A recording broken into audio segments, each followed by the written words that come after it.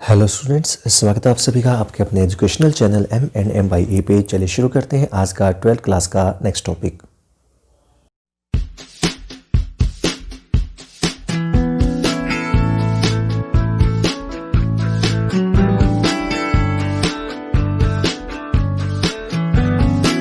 Students, आज का हमारा टॉपिक है बाइनोमियल डिस्ट्रीब्यूशन। ठीक है, आज का जो हमारा टॉपिक बनेगा वो है आपका बाइनोमियल डिस्ट्रीब्यूशन। बाइनोमियल डिस्ट्रीब्यूशन क्या होता है स्टूडेंट्स, वो आपको मैं बता देता हूँ। सबसे पहले आपको 11th क्लास का बाइनोमियल क्या होता था, बाइनोमियल थ्योरम आपने 11th क्लास में चैप्टर पढ़ा था, चैप्टर नंबर 8 11th क्लास का, उसमें हमने किया था बाइनोमियल थ्योरम। ठीक है, बाइनोमियल थ्योरम। ठीक है, थ्योरम में हमने क्या किया था, एक्सपेंशन किया था। ठीक है, एक्सपेंशन a+b⁴n, इसका हमने एक्सपेंशन सीखा था। तो वही फॉर्मूला जो वहाँ पे लास्ट में जनरल टर्म का वैल्यू आई थी, वही फॉर्मूला हम यूज़ करेंगे इसमें प्रोबेबिलिटी डिस्ट्रीब्यूशन निकालने के लिए, प्रोबेबिलिटी की वैल्यू सोल्व करने के लिए। तो वो हम यूज़ करेंगे इसमें, तो इसी का नाम ही है बाइनोमियल डिस्ट्रीब्यूशन। तो सबसे पहले इनके बारे में जान लेते हैं क्या है। तो सबसे पहले पढ़ लेते हैं क्या है। देखिए, binomial distribution is a particular type of discrete probability distribution.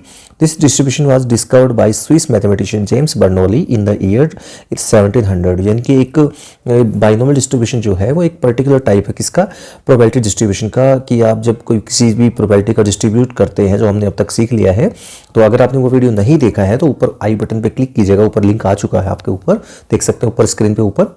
ठीक है, तो this distribution was discovered by Swiss mathematician James Bernoulli. यानी कि जो बाइनोमियल डिस्ट्रीब्यूशन है, इसकी जो शुरुआत जो की थी, जो डिस्कवर किया था इसके बारे में, बताया था इसके बारे में, वो था स्विस मैथमेटिशियन था, स्विस का था वो, उसका नाम था James Bernoulli in the year 1700। ठीक है, and hence is also known as Bernoulli distribution.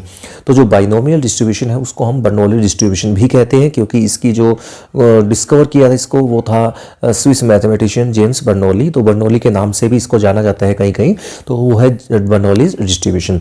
तो जो बाइनोमियल डिस्ट्रीब्यूशन या बर्नौली डिस्ट्रीब्यूशन है, this is used to describe the wide range of process in business, economics, social science and various other fields. आपकी काम की चीज़ नहीं है, कोई बात नहीं, इनको पढ़ने का था।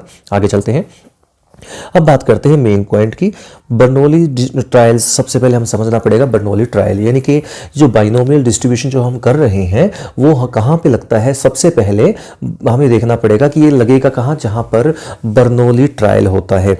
यानी कि बर्नौली ट्रायल जहाँ पे यूज़ होते हैं वहाँ पर बाइनोमियल डिस्ट्रीब्यूशन या बर्नौली डिस्ट्रीब्यूशन लगता है। ठीक है, तो सबसे पहले हमें समझना है कि बर्नौली ट्रायल क्या होते हैं। तो उनके बारे में यहाँ पे नीचे देखिए, यही रहा बर्नौली ट्रायल। तो trial of a random experiment are called Bernoulli trial if they satisfy the following condition. यानी कि अगर ये गिवन कंडीशंस को सेटिस्फाई करती हैं, कोई भी इवेंट, कोई भी हम एक्सपेरिमेंट करते हैं, तो उसको हम बर्नौली ट्रायल बोलेंगे, अगर वो नीचे जो 4 कंडीशन दे रखी हैं इनको सेटिस्फाई करें। फर्स्ट जो कंडीशन है वो है there should be finite number of trials. यानी कि जो ट्रायल्स है वो फाइनाइट नंबर की होनी चाहिए। ये नहीं हो कि आपने इनफाइनाइट टाइम किसी भी कॉइन को टॉस किया या किसी डाई को थ्रो किया, इनफाइनाइट नहीं होना चाहिए। Number of trials should be finite, यानी कि कुछ 1000 हो जाए, लैक्स में हो, कोई दिक्कत नहीं है, बट ट्रायल फाइनाइट होने चाहिए। ठीक है, दूसरा जो है वो है ट्रायल जो है दैट शुड बी इंडिपेंडेंट, यानी कि जो ट्रायल्स हैं आपके वो एक दूसरे पे डिपेंड नहीं करने चाहिए। यानी कि ट्रायल अगर एक दूसरे पे डिपेंड करेंगे तो वो बर्नौली ट्रायल नहीं हो सकते। ठीक है, तो सेकंड कंडीशन है ट्रायल शुड बी इंडिपेंडेंट। ठीक है, थर्ड जो है वो है आपका जो ट्रायल है, each trial should have exactly 1 outcome, यानी कि हर ट्रायल का अलग आउटकम आना चाहिए, या तो यानी कि 2 आउटकम जरूर हो, शुड हैव एग्जैक्टली 2 आउटकम्स, यानी कि सक्सेस और फेलियर, यानी कि या तो सक्सेस हो या फिर फेलियर हो, दोनों में से एक चीज़ जरूर आनी चाहिए। ठीक है, अब हम चलते हैं नेक्स्ट पे। तो लास्ट जो प्रॉपर्टी है वो है probability of success remain same in each trial, यानी कि सक्सेस की प्रोबेबिलिटी हर ट्रायल में सेम होनी चाहिए। तो ये है आपकी 4th कंडीशन। तो अगर ये 4 कंडीशन जो है वो हमारी पूरी होती हैं तो हम बर्नौली ट्रायल लगा सकते हैं, बर्नौली थ्योरम लगा सकते हैं। ठीक है, तो ये है हमारा बर्नौली ट्रायल के बारे में 4 कंडीशन, इनको याद कर लीजिएगा कि क्या होती हैं ये ट्रायल की कंडीशंस। आगे चलते हैं, If the result are to be generalized, let the experiment be repeated n times under identical condition। यानी कि मान लीजिए आपने डाई को 100 टाइम थ्रो किया, या फिर कॉइन को टॉस किया आपने 100 टाइम या 200 टाइम या 250 टाइम, कितना भी हो सकता है। मैं फिर से कह रहा हूँ कि फाइनाइट होनी चाहिए ट्रायल। तो जितने भी टाइम आपने n टाइम मान लीजिए आपने उसको ट्रायल को रिपीट किया, out of n trial let the success occurs कितना r टाइम, यानी कि जो हमें सक्सेस है वो r टाइम हमें सक्सेस चाहिए। ठीक है, ध्यान रखिएगा यहाँ पर r टाइम सक्सेस यहाँ पर हम रिप्रेजेंट कर रहे हैं। ठीक है, and hence failure will be takes place in n minus R. अब सपोज कीजिए, देखिए टोटल n ट्रायल है, n ट्रायल में से अगर आप चाहते हैं, मान लीजिए 50 ट्रायल्स है टोटल, मान लीजिए एग्जांपल के लिए, मान लीजिए हमारे पास कितने ट्रायल हैं, 50 ट्रायल हैं। ठीक है, उनमें से हमें जो सक्सेस है वो चाहिए 10 टाइम, 10 हेड चाहिए। मान लीजिए कॉइन को 50 टाइम टॉस किया। ठीक है, कॉइन जो है वो आपने टॉस किया है 50 टाइम। ठीक है, उनमें से आपको हेड जो चाहिए वो 10 हेड चाहिए, तो ऑटोमेटिकली जो फेलियर वाला केस होगा वो 40 बचेगा, यानी कि 40 में हो जाएगा जो फेलियर वाला केस होगा। और फेलियर वाला केस आप ये भी कह सकते हैं टेल वाला केस। ठीक है, टेल कह लीजिए, फेलियर कह लीजिए, बात एक ही है, क्योंकि जो टेल वाला केस है वही फेलियर होगा, क्योंकि जो हेड नहीं होगा वो वही फेलियर होगा ना। ठीक है, तो वही है आपका फेलियर वाला केस। तो इसका जो फॉर्मूला बनता है वो यहाँ पर नीचे, यहाँ पर आप देख सकते हैं, ये रहा फॉर्मूला। तो आपको याद रखना है, probability of x is equal to r is equal to N C R P raise to the power r Q raise to power n minus r। ठीक है, where p is probability of success. ठीक है, p is probability of success. ठीक है, success की probability है, और q जो है that is probability of failure. ठीक है, फेलियर जो आपने हुआ है आपका, उसकी प्रोबेबिलिटी है q। ठीक है, q से हम डिनोट करेंगे प्रोबेबिलिटी ऑफ फेलियर। ठीक है, प्रोबेबिलिटी ऑफ फेलियर, तो फेलियर की प्रोबेबिलिटी होगी q और सक्सेस की प्रोबेबिलिटी होगी p, और n है टोटल ट्रायल्स, और r है आपके नंबर ऑफ आप सक्सेस कितना चाह रहे हैं वो है। ठीक है, तो ये है आपका इसके बारे में बातें। तो चलिए स्टूडेंट्स शुरू करते हैं एक्सरसाइज को। नेक्स्ट एक्सरसाइज जो है, चलिए शुरू करते हैं। तो फर्स्ट क्वेश्चन देखिए 13.5 एनसीईआरटी का सामने आपके क्वेश्चन आ चुका है, देख सकते हैं क्या है। तो यहाँ पर आप इस क्वेश्चन को ध्यान से देखिए तो आपको दिखेगा कि टोटल, मैं आपको डायरेक्टली मेन पॉइंट बता रहा हूँ। तो एन यहाँ पे टोटल नंबर ऑफ ट्रायल्स आपके हैं 6। ठीक है, 6 टाइम आपने डाई को थ्रो करना है, और आप सक्सेस जो है वो कह रहे हैं ओड नंबर आना। ठीक है, सक्सेस जो है that is an odd number, getting an odd number. तो ओड नंबर आप सभी जानते हैं स्टूडेंट्स कि ओड नंबर आपके पास किसी भी डाई के केस में 3 केस होते हैं जब आपके ओड नंबर आते हैं। कौन कौन से होते हैं आपको पता है अच्छे से, 1, 3 और 5। ठीक है, 1, 3, 5 आपके ओड नंबर है, तो सक्सेस प्रोबेबिलिटी ऑफ सक्सेस क्या हो जाएगा 3/6, यानी कि 1/2।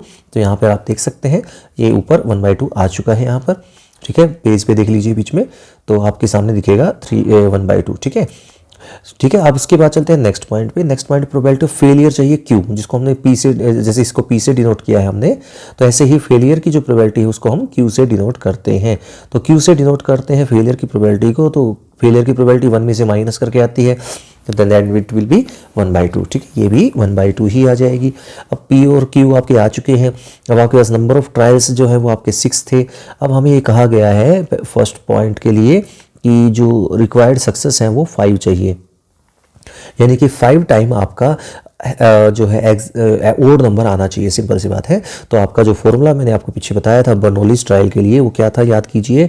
तो वो फॉर्मूला मैं आपको दोबारा से लिख के दे देता हूँ। यहाँ पर देखिए क्या है वो फॉर्मूला, क्या था देखिए, मैं लिख रहा हूँ आपके सामने, वो देखिए क्या है। वो था probability of x is equal to r is equal to N C R P raise to power r Q raise to power n minus r। ठीक है, तो ये आपको फॉर्मूला लगाना है। एन यहाँ पर आपके पास 6 है, ये 6 रख देंगे। आर यहाँ पर 5 है, ये 5 रख देंगे। पी यहाँ पर 1/2 है, वो यहाँ रख दिया जाएगा इसमें, और क्यू यहाँ पर 1/2 है, यहाँ रख दिया जाएगा। तो आप इन सब की वैल्यूज़ रखेंगे तो आपके सामने जो वैल्यू आएगी वो सोल्व कर रखी है मैंने कॉपी में, देख सकते हैं सामने पेज पे। तो ये आ जाएगा 6c5 1/2 raise to the power 5 और 1/2 रेज टू पावर 1, यानी कि n माइनस आर करेंगे तो 6 - 5 1 हो जाएगा। तो टोटल 1/2 रेज टू पावर 6 बन जाएगा। और 6c5 और 6c1 एक ही बात है, दोनों की वैल्यू सेम होती है, 11th क्लास में बता दिया जाता है। तो 1/2 रेज टू पावर 6 होता है 64, तो 6/64 एंड रिजल्ट विल बी 3/32। ठीक है, तो ये फर्स्ट क्वेश्चन आपका यहाँ से पूरा होता है। ठीक है, फर्स्ट पार्ट। ठीक है, अब हम चलते हैं सेकेंड पार्ट पे। अब आपका सेकंड पार्ट पे चलते हैं। सेकंड पार्ट देखिए क्या है। सेकंड पार्ट में आपके पास है एटलीस्ट 5 सक्सेस। एटलीस्ट 5 सक्सेस का मतलब हुआ स्टूडेंट्स कम से कम 5 सक्सेस, यानी कि आपकी जो सक्सेस है दैट शुड बी 5 और मोर। ठीक है, 5 या उससे ज़्यादा। और उससे ज़्यादा तो आपको पता है ये टोटल तो 6 ही बार जब आपने टॉस किया है, टोटल ही 6 बार टॉस किया, ये लिखा हुआ सामने, ठीक है। तो आपके पास एटलीस्ट 5 बार होगा, कम से कम 5 टाइम तो होगा ही होगा, ज़्यादा भी हो सकता है, तो इस 6 टाइम भी हो सकता है। तो आपको क्या करना है इस केस में, एटलीस्ट वाला केस जब भी आ जाए समझ लीजिए और है यहाँ पर, यानी कि प्लस करना होता है, और जब भी आएगा तो प्लस होगा, ठीक है। तो आपको क्या करना है, 5 के केस में और 6 के केस में वैल्यू निकालनी है, जैसा कि अभी फॉर्मूला हमने यूज़ किया था, तो 5 का तो हमने कर ही लिया था। ऐसे ही वहाँ पर जहाँ पर r है वहाँ पर 6 आपको रख देना है, तो ये आपके पास x = 5 और x = 6 के लिए वैल्यूज़ आ जाएंगी प्रोबेबिलिटी ऑफ सक्सेस के लिए, and then result will be 7/64, ठीक है। नेक्स्ट पॉइंट पे चलते हैं, थर्ड पॉइंट पे। थर्ड पॉइंट है probability of at most 5 success, यानी कि ज़्यादा से ज़्यादा 5 सक्सेस। अब एट मोस्ट 5 सक्सेस मतलब ज़्यादा से ज़्यादा 5 सक्सेस। ज़्यादा से ज़्यादा 5 सक्सेस को हम कैसे करेंगे, ये मैंने लास्ट एक्सरसाइज में आपको बता दिया था कि आपको क्या करना है, समझ लीजिए, यानी कि आपके पास 6 बार जो कॉइन को टॉस या डाई को थ्रो किया है, तो आपके पास जो सैम्पल्स पे जो रैंडम वेरिएबल है वो हो सकते हैं 0, 1, 2, 3 और 4, ठीक है, और 5, 6, यानी कि टोटल 6 है ना, इसलिए, ठीक है। Probability of x = 5 and plus probability of x = 6, यानी कि जब हमने किसी भी चीज़ को 6 बार कोई भी ट्रायल किया तो रैंडम वेरिएबल जो है हमारे वो 0, 1, 2, 3, 4, 5, 6 हो सकते हैं। सॉरी, यहाँ पे 3 रह गया, मैं 3 यहाँ पर लिख देता हूँ, x = 3, ठीक है, x = 3। तो ये आपके पास 0, 1, 2, 3, 4, 5, 6 ये हो सकते हैं। इन सबको मिला के टोटल प्रोबेबिलिटी क्या आएगी, 1 आएगी, ठीक है। टोटल जो प्रोबेबिलिटी होगी स्टूडेंट्स वो आपकी 1 होगी। अब टोटल प्रोबेबिलिटी 1 होगी, आपसे कहा है एट मोस्ट 5 सक्सेस, यानी कि ज़्यादा से ज़्यादा 5। अब ज़्यादा से ज़्यादा 5 में क्या क्या आगे देखिए, ये आगे 0, 1, 2, 3, 4, 5, ठीक है। 0, 1, 2, 3, 4, 5, एट मोस्ट 5 का मतलब होगा ज़्यादा से ज़्यादा 5, मतलब उसमें 4 भी आ गया, उसमें 3 भी आ गया, उसमें 2 भी आ गया, उसमें 1 भी आ गया, उसमें 0 भी आ गया, 5 तो है ही है, ठीक है। तो ये आपके पास इन सब का हम क्या, अब हमारे पास क्या है, कैलकुलेशन बहुत बड़ी ज़्यादा बड़ी हो जाएगी, क्योंकि 0 का केस, 1 का केस, 2 का केस, 3 का केस, 4 का केस और 5 का केस निकालना पड़ेगा, ठीक है। आर की वैल्यू ही रखनी पड़ेगी। इसका एक अल्टरनेट अपने पास मौजूद है, वो अल्टरनेट क्या है, हम सिर्फ इस पार्ट को सॉल्व कर लेते हैं, ठीक है। मैं थोड़ा सा बता देता हूँ कौन से पार्ट को। देखिए ये वाला पार्ट जो है इसको सॉल्व कर लीजिए, सिर्फ 6 वाले पार्ट को, और इसको ले जाइए राइट साइड में। तो इन सब का जो सम है, जो मैंने येलो कलर से दिखाया आपको, देखिए ये रहा, इन सब का सम है that will be 1 - probability of x = 6, ठीक है। ये फॉर्मूला हमारे पास एक बन जाएगा। तो x = 6 हम निकालते हैं अगर, तो उसके लिए प्रोबेबिलिटी हम जो फॉर्मूला बाइनोमियल वाला फॉर्मूला वो लगाते हैं और 1 में से उसको माइनस कर देते हैं, तो आपका रिजल्ट आ जाएगा एट मोस्ट 5 सक्सेस के लिए। तो देखिए क्या स्टूडेंट्स, क्या कैलकुलेशन है इसकी। तो यहाँ पर आप इस क्वेश्चन को देखिए ध्यान से, एट मोस्ट 5 सक्सेस है यहाँ पर। तो ये 1 में से x = 6 वाला केस माइनस कर दिया, तो x = 6 वाला केस कर दिया, तो रिजल्ट आएगा आपका 63/64, ठीक है। 63/64 ये इसका आंसर आ जाएगा। अब चलते हैं सेकंड क्वेश्चन में। सेकंड क्वेश्चन में टोटल नंबर ऑफ ट्रायल्स आपकी 4 है, और आपकी सक्सेस जो बोला गया है देख सकते हैं स्टेटमेंट में, तो वो डबलेट जो आते हैं, डबलेट का मतलब होता है 2 डाइस आपके पास है, तो डबलेट का मतलब होता है सेम नंबर आना दोनों पे, 1, 1, 2, 2, 3, 3, 4, 4, 5, 5, 6, 6, यानी कि 6 केस ऐसे हैं जो डबलेट के होते हैं। तो डबलेट के 6 केस आउट ऑफ 36, यानी कि 1/6 आपकी प्रोबेबिलिटी ऑफ सक्सेस हो जाएगा। फेलियर की प्रोबेबिलिटी माइनस कर दीजिए 1 में से इसको, तो फेलियर की प्रोबेबिलिटी 5/6 आ जाएगा, और एन आपका क्या है, 4 है, ठीक है। तो हमें बोला गया है आपको बताना एग्जैक्टली 2 यहाँ पर 2 जो आपके डबलेट होने चाहिए, ठीक है। तो आपके पास x = 2, यानी कि डबलेट जो है वो 2 बार आया हो, इसका मतलब हमें ये करना है, ठीक है। तो हमें सिंपल x = 2 के लिए निकालना है, तो फॉर्मूला वही रहेगा NCR, ठीक है, P⁻r Q⁻n-r। इसको सिंप्लीफाई करना है। कॉम्बिनेशन का रूल आपको पता भी होगा जरूर, 4C2 अगर हम कर रहे हैं जैसे, तो 4 × 3/2 × 1, ठीक है। इसको सॉल्व करते हैं तो रिजल्ट विल बी 6। तो यहाँ पर 4C2 की वैल्यू यहाँ पर 6 हो जाएगी, और 1/6⁻², और 5/6⁻², है, इसको सॉल्व करते हैं तो 25/1296 आ जाएगा। कैलकुलेशन करिए आप, तो आप देखेंगे ये आएगा 25/216, ठीक है। अब चलते हैं नेक्स्ट क्वेश्चन नंबर 3 पे। क्वेश्चन नंबर 3 जो है वो आपके सामने है, देखिए क्या है, n = 10 यहाँ पर है, टोटल नंबर ऑफ ट्रायल्स आपके 10 है, और हमें प्रोबेबिलिटी ऑफ सक्सेस कहा है डिफेक्टिव आइटम के बारे में, ठीक है। डिफेक्टिव आइटम जो है वो क्या होते हैं, क्या है, 5% है, 5% आइटम डिफेक्टिव है तो 5% का मतलब होता है 5/100, ठीक है। 5/100 मतलब प्रोबेबिलिटी आ गई 1/20। और फेलियर की प्रोबेबिलिटी आप जानते हैं 1 में से माइनस करके निकलती है, तो फेलियर की प्रोबेबिलिटी हो जाएगी 19/20। अब आपसे कहा गया है probability of not more than 1 defective item, मतलब एक से ज़्यादा डिफेक्टिव आइटम नहीं होना चाहिए, एक से ज़्यादा नहीं होना चाहिए। यानी कि क्या मतलब, कॉमन सेंस लगाए तो यानी कि एक से ज़्यादा नहीं होना चाहिए, यानी कि एक से या तो एक रहे या एक से कम रहे। या का मतलब मैं फिर बार बार कह रहा हूँ, पिछले वीडियोज़ में बताता आया हूँ, या जब भी आएगा दैट मीन्स प्लस करना है हमें, तो हमें या तो 1 रहेगा या 1 से कम रहेगा, 1 से मोर नहीं हो सकता, ठीक है। तो आपको 0 और 1 का केस आपको सॉल्व करना है, और 0 और 1 का केस सॉल्व करके जो भी कैलकुलेशन आती है वो आपके सामने रिजल्ट होगा, ठीक है। देखिए क्या आता है, तो ये जो हम x = 0 और x = 1 जब रखते हैं तो ये आपके पास आ जाएगी कैलकुलेशन वैल्यूज़, आपको फॉर्मूला यूज़ करना है। तो रिजल्ट जो आएगा वो आएगा 29/20 into 19/20 raise to the power 9, ठीक है। ये है आपका इसका आंसर। अब चलते हैं फोर्थ क्वेश्चन पे। फोर्थ क्वेश्चन देखिए क्या है, फोर्थ क्वेश्चन में आपका जो है वो क्या है, देखिए स्टेटमेंट में आपको बता देता हूँ। मेन क्या है, n है आपका टोटल 5 कार्ड आपको निकालने हैं, और हमें सक्सेस जो बोला है वो है स्पेड कार्ड आना चाहिए। अब स्पेड कार्ड को हम सक्सेस कह रहे हैं, और कितने सक्सेस चाहिए हमें, 5 सक्सेस, जैसे x = 5 यानी कि 5 सक्सेस चाहिए हमें। तो कैसे करना है, तो आपके पास नंबर ऑफ ट्रायल्स आपके पास 5 है, टोटल नंबर ऑफ कार्ड निकालने हैं वो आपके 5 निकालने हैं। अब स्पेड जो होते हैं 13 होते हैं, ठीक है। स्पेड यानी कि 4 पार्ट होते, पता होगा, कार्ड जो होते हैं उसमें 4 केस होते हैं, ठीक है। स्पेड, क्लब, हार्ट और डायमंड, ठीक है। स्पेड होते हैं 13, तो 13 आउट ऑफ 52 यानी कि रिजल्ट विल बी 1/4। तो प्रोबेबिलिटी ऑफ सक्सेस आ जाएगा 1/4, और प्रोबेबिलिटी ऑफ फेलियर 1 में से माइनस करके निकल जाएगा ये, तो 1 में से इसको 1 माइनस करते हैं 1/4 को, तो रिजल्ट विल बी 3/4। तो P और Q की वैल्यू आ चुकी है, और हमें x = 5 के लिए इसकी वैल्यू निकालनी है, तो इसमें रख दिया 5, तो 5C5 क्योंकि n की वैल्यू 5 है, r की वैल्यू 5 है, और P⁻5 एंड Q⁻5 यानी कि 0। तो रिजल्ट आएगा वो आएगा 1/1024। सेकंड जो पार्ट है स्टूडेंट्स उस पर चलते हैं। तो सेकंड पार्ट में आपको कहा गया है कि x = 3, ठीक है। 3 का केस करना है, तो सिंपल है, आप r को 3 रख देंगे, आप अपने आप करोगे। थर्ड पार्ट की बात करें तो यहाँ पर है x = 0, यानी कि एक बार भी स्पेड नहीं होना चाहिए, नो स्पेड कार्ड। तो एक बार नो स्पेड मतलब होता है एक भी स्पेड ना आए, एक भी स्पेड नहीं आया तो x क्या होगा, 0।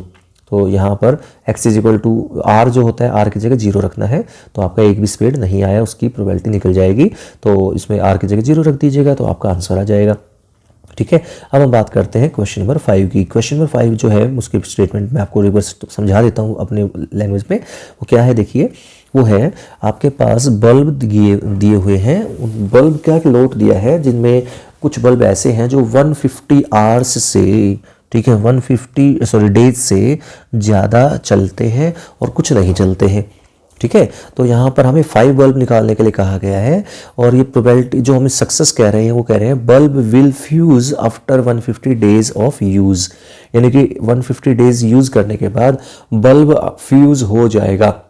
इसकी जो प्रोबेबिलिटी है वो है 0.05, ठीक है। 0.05 ये है प्रोबेबिलिटी कि वो बल्ब फ्यूज़ हो जाएगा 150 डेज के बाद। तो इसका मतलब फेलियर की प्रोबेबिलिटी कितनी हुई, 0.95, 1 में से माइनस करके ये आ जाएगा 0.95। अब आपको ये कहा है फर्स्ट पार्ट में x = 0 के केस को सॉल्व कीजिए।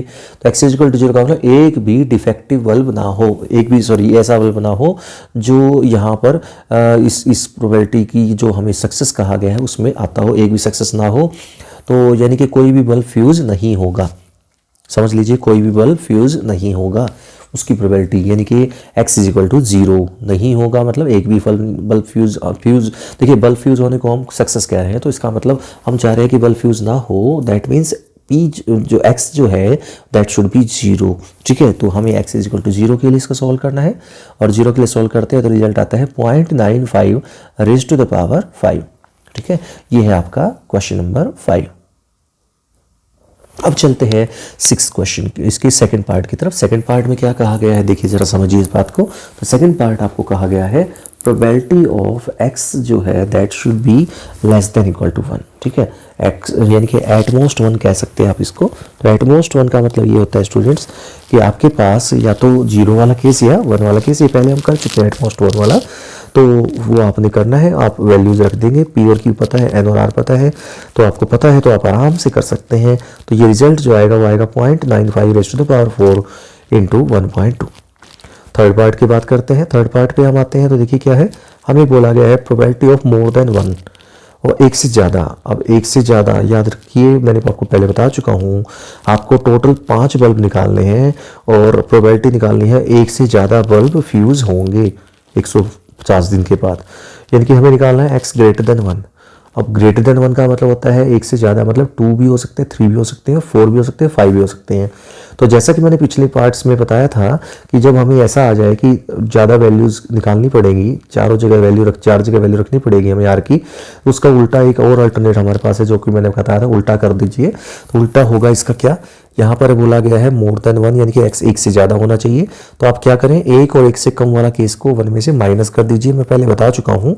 तो बस वही करना है, तो वो आप रख देंगे इसकी वैल्यू और रिजल्ट आएगा 1 minus 0.95 raise to the power 4 into 1.2। ठीक है, अब चलते हैं नेक्स्ट पार्ट पे, फोर्थ पार्ट पे। फोर्थ पार्ट जो है वो है एट लीस्ट 1। एट लीस्ट 1 का मतलब आप सभी जानते हैं, मैं आपको पहले पिछले वीडियो में भी बता चुका हूं कि एट लीस्ट का मतलब जब भी आ जाए तो आपको क्या करना है, कम से कम एक की बात कर रही है तो आपको क्या करना है, आप एक से कम वाला केस निकाल लीजिए और 1 में से उसको माइनस कर दीजिए, तो ऑटोमेटिकली एट लीस्ट 1 वाला केस आ जाएगा। ठीक है, तो 1 से लेस का मतलब होता है 0 का केस, है ना। तो हम अगर probability of x is equal to 0 निकाल लें यहाँ पर और वो 1 में से उसको माइनस कर दे तो रिजल्ट जो है वो आएगा एट लीस्ट 1 का। ठीक है, तो आपको यही करना है, यहाँ पे करेंगे तो ये वैल्यू आ जाएगी 1 minus 0.95 raise to the power 5। अब बात करते हैं नेक्स्ट 6 क्वेश्चन की। 6th क्वेश्चन पे बात करते हैं तो आता है आपका 6th क्वेश्चन जो है वो है, आपको 4 यहाँ पे टोटल ट्रायल्स हैं और getting the ball with the number 0, यानी कि बॉल्स हैं, कुछ बॉल्स के ऊपर नंबर लिखे हुए हैं, किसी पे 0, किसी पे 1 2 3 4 5 6 7 8 9, टोटल 10 बल्ब यहाँ पे बॉल है, उनके ऊपर नंबरिंग डाल दिया 0 से लेकर 9 तक, टोटल हो गई 10 बॉल्स। ठीक है, तो हमें प्रोबेबिलिटी ऑफ सक्सेस कहा गया है 0 वाला जो बॉल है वो निकले। ठीक है, 0 वाली बॉल हमारी निकले, फाइंड हो। ठीक है, जो भी निकाले उनमें से, तो 0 एक ही बॉल ऐसी है जिसके ऊपर 0 लिखा हुआ है, जिस बॉल के ऊपर आपने 0 लिखा हुआ है, तो 0 लिखा हुआ एक ही बॉल है, यानी कि 1 आउट ऑफ 10। ठीक है, प्रोबेबिलिटी ऑफ सक्सेस हो गया 1 आउट ऑफ 10, तो फेलियर 1 में से माइनस करके इसकी वैल्यू आ जाएगी 1 minus 1/10 and result will B 9/10। तो प्रोबेबिलिटी ऑफ फेलियर हो जाएगी 9/10 और प्रोबेबिलिटी ऑफ सक्सेस हो जाएगी 1/10। ठीक है, ये 1/10 यहाँ से आया था, तो वैल्यूज रख दीजिए। और आपसे कहा गया है कि एक भी 0 वाली बल्ब 0 लिखा हुआ बॉल ना निकले, तो यानी कि probability of x is equal to 0 हमें फाइंड करना है, तो ये फॉर्मूले में रख देंगे वैल्यू, तो रिजल्ट आपका आएगा 9/10 raise to the power 5। Next question पे चलते हैं। नेक्स्ट क्वेश्चन नंबर 7 है, एंड आपके पास टोटल नंबर ऑफ जो ट्रायल्स है वो है 20। हेड्स की प्रोबेबिलिटी 1/2 होती है, आप जानते हैं, टेल की प्रोबेबिलिटी भी 1/2 होती है, और आपसे बोला एटलीस्ट 12 आंसर्ड करेक्टली, यानी कि यहाँ पर कहा गया है कि 12 जो है उनमें से कम करेक्टली आंसर दे दे। ठीक है, तो एटलीस्ट 12 का मतलब होता है 12 13 14 15 अप टू 20। ठीक है, तो बहुत बड़ा क्वेश्चन हो जाएगा वैसे तो ये, और इसका कोई ऑप्शन भी नहीं है कि माइनस करने वाला, जो ऊपर मैं पीछे बताया था अभी, तो इसको हमें सभी की वैल्यू निकालनी पड़ेगी। तो x is equal to 12, x is equal to 13 up to x is equal to 20। इन सब में आपको n की जगह 20 रखना है और r की जगह पे आपके पास है ही वो, तो कि एक बार 12 रखना है, एक बार 13 रखना है, जो भी पार्ट उसके हिसाब से रखना है। p आपका 1/2 रखना है, q भी आपको 1/2 ही रखना है। तो इनकी वैल्यू रखने से आपके पास ऐसा आ जाएगा, और आगे क्या बनेगा वो भी देख लीजिए क्या बनता है आगे। तो आगे बन जाएगा आपका 1/2 रेज़ टू पावर 20 और 20c12 plus 20c13 and so on 20c20। ठीक है, ये रिजल्ट आ जाएगा। इसको आगे सोल्व करने की कोशिश मत कीजिएगा, क्योंकि इससे आगे आप नहीं कर पाएंगे। तो जितना भी आप कर रहे हैं, जितना यहाँ पे किया हुआ है, इतना ही कीजिएगा। ठीक है, ज़्यादा के चक्कर मत रहिएगा कि आगे क्या करें, ये तो उलझ गए आके यहाँ पे, तो ऐसा मत सोचिएगा। ठीक है, तो अगले क्वेश्चन में चलते हैं। अगला क्वेश्चन जो है वो है क्वेश्चन नंबर 8। ठीक है, क्वेश्चन नंबर 8 है, एंड आपके पास है टोटल 6 आपको ट्रायल लेने हैं, 6 आपको टोटल एक्सपेरिमेंट करने हैं। उसमें से प्रोबेबिलिटी ऑफ सक्सेस आपकी 1/2 है, प्रोबेबिलिटी ऑफ फेलियर भी आपकी 1/2 है। तो आपको बताना है क्या, तो आपको ये बताना है कि किस प्रोबेबिलिटी, किस रैंडम वेरिएबल की प्रोबेबिलिटी मोस्ट लाइकली आउटकम आएगी। मोस्ट लाइकली आउटकम होता है किसकी प्रोबेबिलिटी सबसे ज़्यादा आएगी, सिंपल सी बात है। तो हमें क्या करना पड़ेगा, हमें इसमें स्टूडेंट्स 0 1 2 3 4 5 6, ठीक है, हर एक की प्रोबेबिलिटी हमें निकालनी पड़ेगी, ठीक है, हर एक की प्रोबेबिलिटी आपको निकालनी पड़ेगी। ये देखिए निकाल रखी है यहाँ पर। तो ये सारी प्रोबेबिलिटी निकालने के बाद ये देखें किसकी प्रोबेबिलिटी सबसे ज़्यादा है। तो आप नज़र दौड़ाइए ज़रा, देखिए ध्यान से, तो आप समझ जाएंगे कि यहाँ पर 3 की केस की प्रोबेबिलिटी सबसे ज़्यादा है, ठीक है, 20/64 ये सबसे ज़्यादा है। तो इसलिए ये क्या है, मोस्ट लाइकली आउटकम, ठीक है, मोस्ट लाइकली आउटकम की प्रोबेबिलिटी जो है वो x = 3 है, ठीक है। अब चलते हैं नेक्स्ट क्वेश्चन पे। नेक्स्ट क्वेश्चन नंबर है आपका 9 जो क्वेश्चन है वो है आपका n है आपका टोटल 5, प्रोबेबिलिटी ऑफ सक्सेस आपका 1/3, प्रोबेबिलिटी ऑफ फेलियर हो जाएगा 2/3, और आपको बताना है प्रोबेबिलिटी ऑफ एटलीस्ट 4।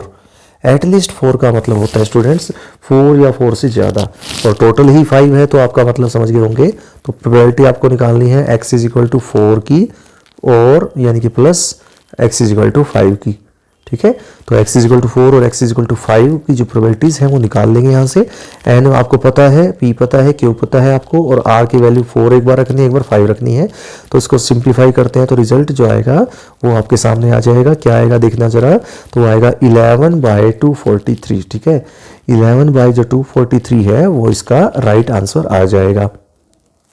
आगे चलते हैं तो 10th क्वेश्चन पे चलते हैं। 10th क्वेश्चन देखिए क्या है, n आपके पास 50 है, यहाँ पे प्रोबेबिलिटी ऑफ सक्सेस है आपका 1/100, प्रोबेबिलिटी ऑफ फेलियर है 99/100। तो आपको फर्स्ट पॉइंट में आपको निकालना है, ए पॉइंट में प्रोबेबिलिटी ऑफ x > 1, ठीक है, x > 1 निकालना है। तो x > 1 का केस स्टूडेंट्स हम क्या करेंगे, तो हम सिंपल सी बात है, मैं पहले करवा चुका हूँ, एटलीस्ट 1 का केस कह रहे हैं, तो इसका मतलब मैंने आपको बता दिया पहले भी कि x = 0 की प्रोबेबिलिटी निकाल के 1 में से उसको माइनस कर देंगे। तो 1 में से उसको माइनस करने से जो रिजल्ट आएगा वो आएगा 1 - 99/100 50, ठीक है। आगे चलते हैं सेकेंड पार्ट पे। तो इसमें है आपके पास x = 1 का केस करना है, तो यहाँ पर x को r की जगह 1 रख देंगे। नेक्स्ट सी पार्ट की बात करें तो यह प्रोबेबिलिटी हमें आपको निकालनी है x > 2, x > 2 का मतलब 2 और उससे ज़्यादा, एटलीस्ट 2 भी कह सकते हैं। तो ये हमें इसकी प्रोबेबिलिटी निकालनी है। तो हम क्या करेंगे, सिंपल 0 और 1, ठीक है, 0 और 1 का केस निकाल के और 1 में से दोनों को माइनस कर देंगे, ठीक है। ये देख सकते हैं स्टूडेंट्स, मैंने किया भी हुआ, ये रहा, ठीक है, ये कैलकुलेशन पार्ट है इसका। तो 1 में से इसको माइनस करेंगे। आगे सिंप्लीफाई करने की जरूरत नहीं है क्योंकि इससे आगे आप नहीं कर पाएंगे, तो आप इसको यहीं तक छोड़ दीजिएगा, ठीक है। अब हम चलते हैं नेक्स्ट क्वेश्चन पे, क्वेश्चन नंबर 11 पे। क्वेश्चन नंबर 11 जो है वो है n = 7, और यहाँ पे नंबर ऑफ ट्रायल 7 है, p प्रोबेबिलिटी ऑफ सक्सेस है 1/6 और प्रोबेबिलिटी ऑफ फेलियर है 5/6। अब आपको कहा गया है इसमें कि 2 सक्सेस आनी चाहिए।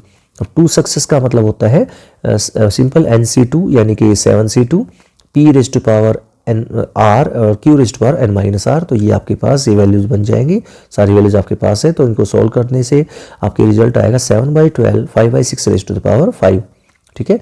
नेक्स्ट क्वेश्चन नंबर 12 पे चलते हैं। क्वेश्चन नंबर 12 जो है वो क्या कहता है, देखिए क्वेश्चन नंबर 12 में नंबर ऑफ ट्रायल्स आपके 6 है, यहाँ पर प्रोबेबिलिटी ऑफ सक्सेस है 1/6, प्रोबेबिलिटी ऑफ फेलियर 5/6।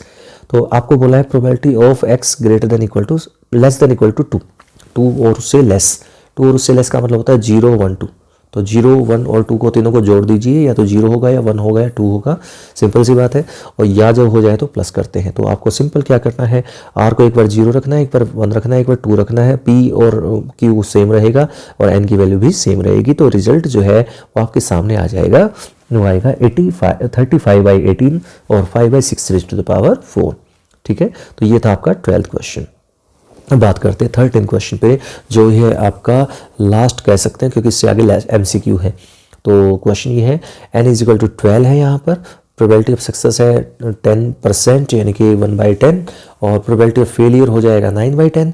तो आपको बोला है करना है प्रोबेबिलिटी ऑफ x = 9। तो x = 9 का मतलब r को 9 रखना है, तो NCR का फॉर्मूला लगा दीजिए। तो 12C9 1/10⁹ और 9/10⁹ यहाँ पर हो जाएगा कितना 3, ठीक है। तो 12C3 और 9⁻13 और 10⁻12। और इसको सॉल्व करते हैं तो आपके सामने आ जाएगा 99 × 22 इंटू 9⁻³ अपॉन 10⁻11। तो ये आपका 13th क्वेश्चन पूरा होता है यहाँ तक। ठीक है, अब हम बात करते हैं 14 और 15, फटाफट से करते हैं क्योंकि ये MCQ है। तो 14th में n है आपका 5। ठीक है, ध्यान रखिएगा n को क्या है यहाँ पर 5 है।